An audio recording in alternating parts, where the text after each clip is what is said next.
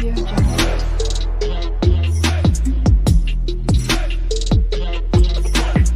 Audio Jungle.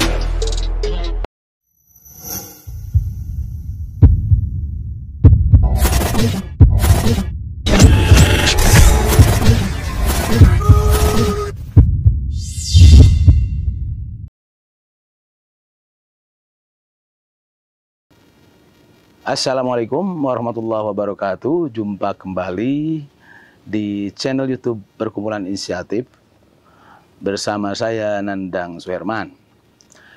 Pada kesempatan ini kita akan bincang-bincang seputar pendidikan di Jawa Barat.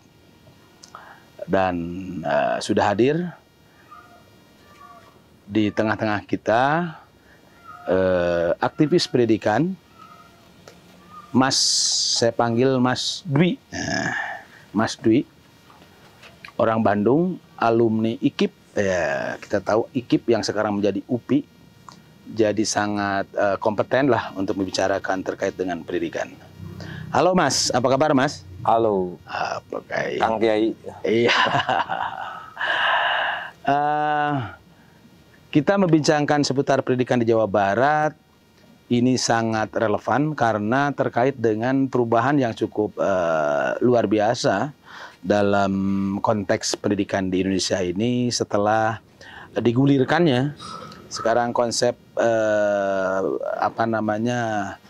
Merdeka Belajar. Oke.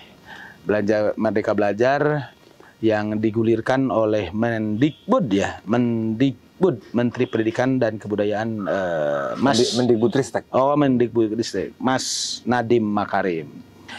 Nah, Mas, apa sih Merdeka Belajar itu? Barangkali bisa memberikan pengantar sedikit sebagai awal obrolan kita. Ya, jadi sebelum ke Merdeka Belajar mungkin kita perlu lihat sebenarnya problem pendidikan kita hari itu apa gitu sehingga kita bisa melihat apakah Merdeka Belajar ini fit nggak dengan problemnya kira-kira gitu. Oh, oke. Jadi benar apakah Merdeka Belajar ini menjawab terhadap problem utama pendidikan kita? Nah, menurut Mas Dwi sendiri, apa sih problem utama pendidikan di kita? Ya, sebenarnya sudah banyak sekali ya riset-riset yang menunjukkan bahwa atau yang menemukan bahwa kita sedang mengalami krisis. Oke. Krisis pembelajaran. Mulai dari siswa, guru, tata kelola sekolah, tata kelola perencanaan dan penganggaran pendidikan, itu sedang mengalami krisis. Krisis itu. Misalnya, itu sudah lama disadari disadari separuh disadari kan? Oh, separuh disadari ya. Karena problemnya terus-menerus begitu gitu kan. Misalnya tahun 2018 itu ada riset dari PISA. PISA yang menemukan bahwa siswa-siswa kita itu kemampuan literasi dan numerasinya itu di bawah rata-rata negara ASEAN. Oke. Jadi siswa Indonesia itu di bawah rata-rata siswa di ASEAN dari aspek literasi dan numerasi. Yang dimaksud literasi itu tidak hanya baca hitung, tidak hanya baca hitung, tetapi juga memaknai teks. Gitu. Jadi paham apa yang dibaca, bahkan mengira-ira apa intensi dari teks. Bisa memberikan opini terhadap jadi itu. Orang yang literate itu nggak gampang termakan hoax, misalnya gitu ya. Ini penting karena sekarang hoax itu ada di mana-mana. Kalau literasinya bagus, dia akan memfilter. Dia akan mampu memahami sebuah pesan apakah bohong atau tidak. Logis atau tidak. Jadi literasi tidak hanya sekedar baca hitung, baca tulis, tetapi sudah memaknai terhadap apa isi pesan di situ. Itu literasi. Yang satunya lagi? Numerasi. Itu kemampuan berhitung ya dulu. Kemampuan berhitung, logika matematika. Logika matematikanya. Tidak hanya sekedar 1, 2, 3 dan seterusnya, tapi aja logika itu jalan juga di numerasi. Itu dua ya ukurannya. Yang itu dan di kita itu di bawah rata-rata ASEAN. Di bawah rata-rata ASEAN. Nah, itu menjadi problem kompetensi minimum. Apa sih kalau dampaknya kalau kita rendah di aspek itu? Produktivitas ada. Yang paling jadi ada riset dari Bank Dunia yang menyebut bahwa kalau kemampuan literasi dan numerasinya rendah, ketika dia bekerja, misalnya ketika lulus, dia cenderung tidak produktif. Dan ada juga hitungan-hitungan kerugian apa yang berapa rupiah yang ditanggung oleh siswa ini gitu. Dia cenderung tidak produktif, memperoleh gaji yang rendah, salary juga rendah, sudahlah rendah digaji, tidak produktif lagi gitu. Oke. Dan dia pasti kesananya kan tidak sejahtera hidupnya. Mungkin. Iya, jadi begitu. Jadi ada hubungan korelasi yang cukup kuat di kita. Oke, dan itu berkorelasi juga nanti karena kompetisinya kurang, karena rendah produktivitas dan macam-macam, akhirnya banyak pengangguran juga. Ya. Oke, itu kalau itu berdampaknya. Dan kita hari ini masuk di situasi itu. Ya. Dan itu jawaban, salah satu jawaban yang tadi obrolan kita awal itu dengan metode atau apa nih, strategi atau apa namanya yang Merdeka Belajar ini. Ya, itu krisis di siswa ya Kang ya. Oke, ya krisis di siswanya. Yang guru. Oh, jadi ada krisis di siswanya yang krisis tadi. Guru. Ada krisis gurunya. Yap. Guru. Ada satu riset juga yang menemukan bahwa kompetensi pedagogik, kompetensi mengajarnya, padahal dia guru. Padahal dia guru, tapi tidak punya kompetensi yang cukup untuk mengajarkan sebuah ilmu. Oh, jadi nanti kualitas pendidikan itu tidak hanya ditentukan oleh input murid, tetapi juga dari gurunya. Ya. Oke, dan kita kualitas guru kompetensinya itu rendah juga. Itu dibandingkan dengan wilayah ASEAN juga. Dibandingkan dengan ASEAN juga. Oke, jadi kita itu ada juga krisis. Yang ketiga, pengawas sekolah. Oh, pengawas sekolah. Kepala sekolah. Jadi tidak ada kepemimpinan pembelajaran di sekolah hari-hari ini. Oke. Sudah kompetensi mendidiknya rendah, tidak diawasi oleh pengawas, tidak disupervisi oleh dengan sekolah. Baik kepala sekolah. Gitu. Jadi makin bertambah ya. Dan yang tadi tata kelola sekolah bagian dari itu. Tata kelola sekolah tata sekolah juga cenderung buruk. Misalnya lingkungan belajar itu juga ada survei kan. Ada survei lingkungan belajar, sarana belajar, sarana belajar termasuk di dalamnya. Kemudian ada karakter siswa. Nah sebenarnya semuanya sudah ada di dalam rapor pendidikan, gitu. Nah, iya seperti itu kira-kira. Oke, berarti Merdeka Belajar itu bukan ditenggarai. Nanti yang akan mengatasi ini juga masih belum bisa dilihat hasilnya ya. Tapi ini adalah salah satu tindakan yang dilakukan oleh menteri sekarang itu untuk melakukan terobosan terhadap keterpurukan pendidikan. Iya, jadi tadi seperti dibilang ini kan krisis Kang. Krisis kalau dibilang penyakit mungkin udah kanker gitu. Kronis ya? Kronis dan akut karena cenderung dibiarkan. Jadi sejak tahun 2000 ya, itu sudah ada riset serupa sebenarnya. 2000, 2003, 2005 sampai hari ini. Dan hasil riset menunjukkan tidak ada perbaikan. Jadi makin memburuk tetapi tidak ada langkah-langkah yang perbaikan yang benar-benar progresif ya. Progresif.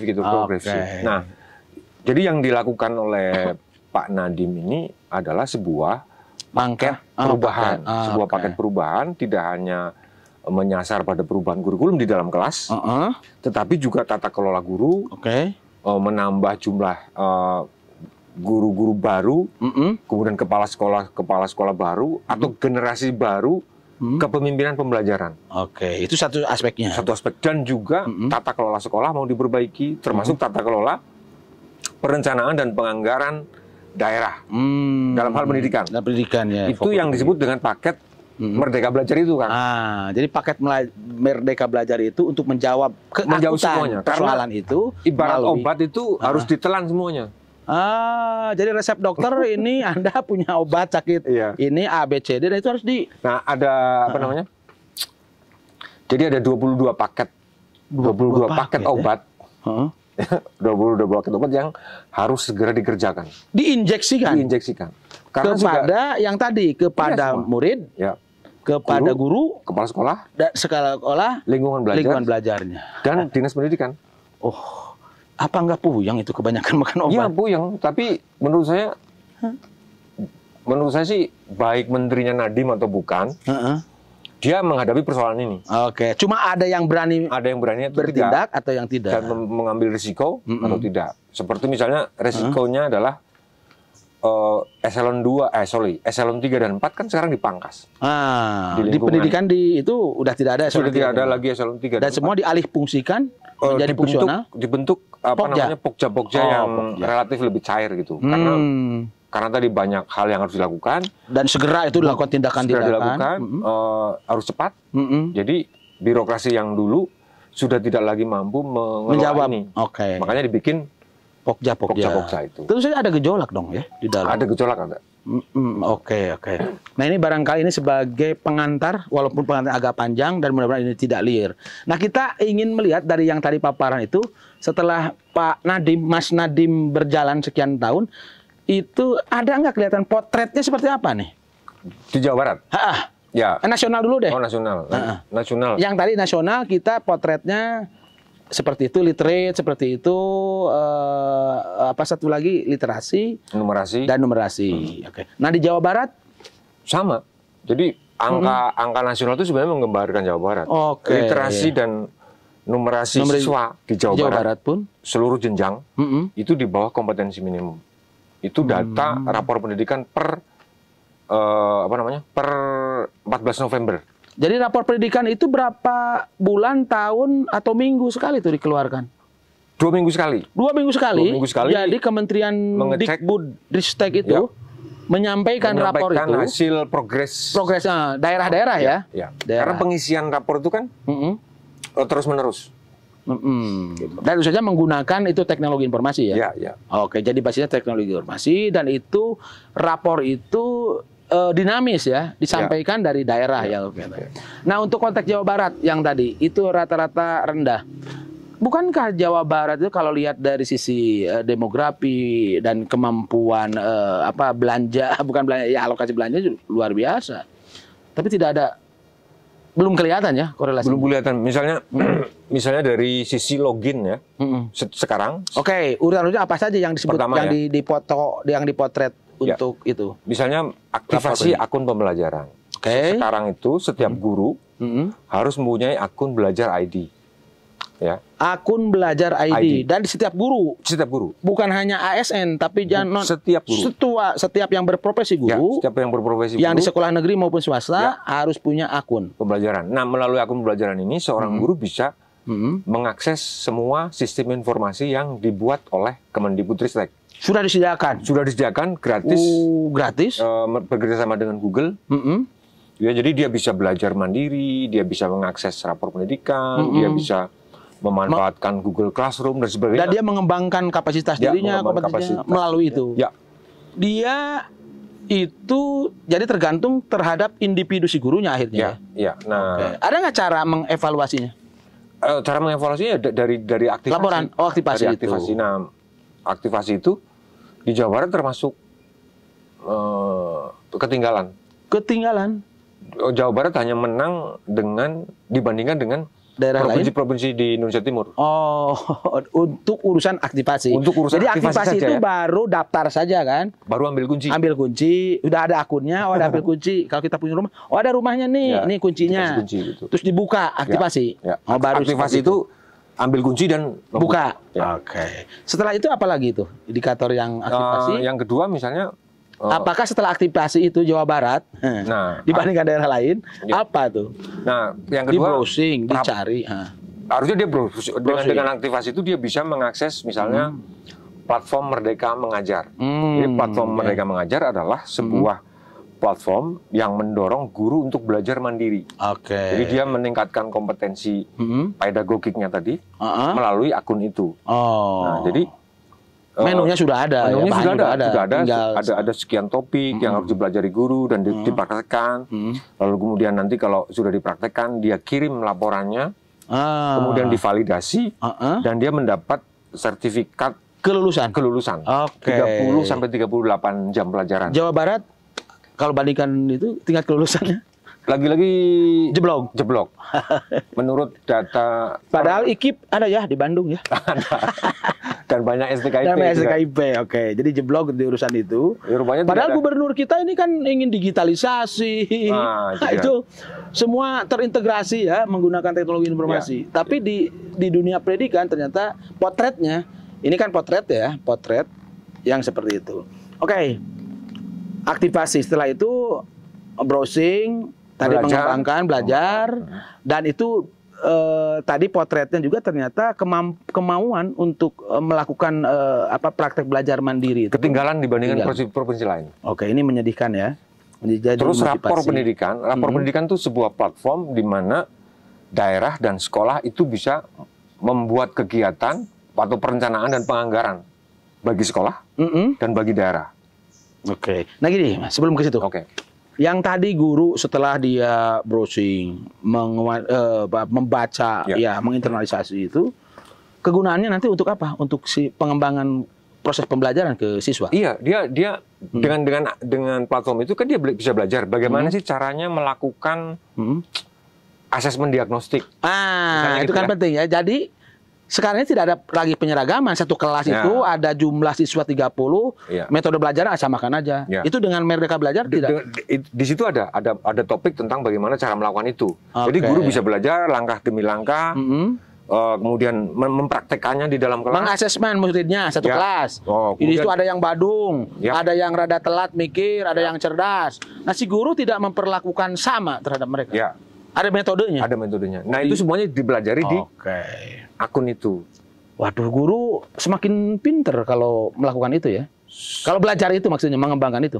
Iya diharapkan. Diharapkan gitu. Itu. Jadi ini memang didesain. Dan bagi siswa barangkali bisa lebih nyaman ya karena diperlakukan tidak seragam juga. Iya, jadi salah satu ciri dari kurikulum Merdeka adalah fleksibilitas materi. Bukan pada materinya, tetapi pada cara metode. Oke. Tentu saja, tetap aja harus di ruang kelas ya. Bebas. Karena misalnya ada istilah project pelajar, Peli masa juga nggak hafal ya. Project penguatan profil pelajar Pancasila. Jadi guru-guru bisa membuat sebuah pembelajaran sebuah materi dengan cara mengajak kemanapun, tergantung proyeknya. Sekarang kan ada krisis di siswa kita itu tentang tata krama, kesopanan santun, dan dampaknya juga ada sistem perkelahian dan macam-macam. Konon katanya sih karena rendah di sisi itu.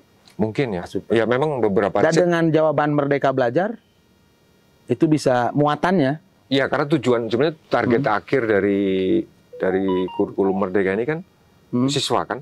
Oh, ke siswa. Ya. Itu tadi siswa yang berkarakter. Siswa yang berkarakter. Atau berkarakter. Tapi juga harus diimbangi dengan kemampuan gurunya. Iya, kalau problemnya itu Kang sebenarnya. Oke. Nah, sekarang kalau siswa bisa belajar dari mana saja gitu. Iya. Tapi yang tidak bisa diperbaiki kan guru. Maksud saya harus ada satu strategi gede gitu yang benar-benar serius dan dikawal untuk guru. Memastikan agar guru itu ini benar gitu. Nah, itu ada kaitannya nggak dengan tata kelola sekolah secara gede yang tadi, kualitas guru yang hari ini seperti ini, semangatnya seperti itu, kemauan itu ada dashboard namanya SIM-PGB ya? Sistem Informasi Manajemen Pembelajaran Pengembangan Profesi Berkelanjutan. Jadi ini sebuah sistem yang memonitor kinerja guru, efektivitas pembelajaran guru, dan efektivitas kepemimpinan kepala sekolah. Jadi dua yang dilihat, guru dan kepala sekolah. Dan rata-rata sampai hari ini ya tidak terlalu bagus. Gitu. Oke, berarti gini Mas, kalau gitu harus ada perubahan yang cukup radikal juga ya di sekolah, di daerah ya, di sekolah itu yang harus, kan itu melakukan pendidikan yang tadi itu.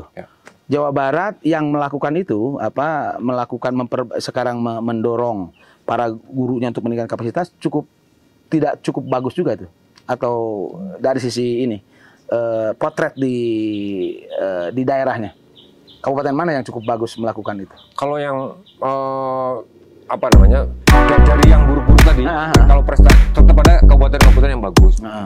Misalnya Banjar itu bagus. Untuk Saya nggak hafal ya datanya, tapi ada beberapa kabupaten yang bagus. Misalnya Kabupaten Sumedang bagus dalam hal melakukan guru mendownload transfer pendidikan. Oke, Ya, guru ada beberapa daerah kabupaten yang juga bagus, misalnya dalam hal aktivasi akun pembelajaran atau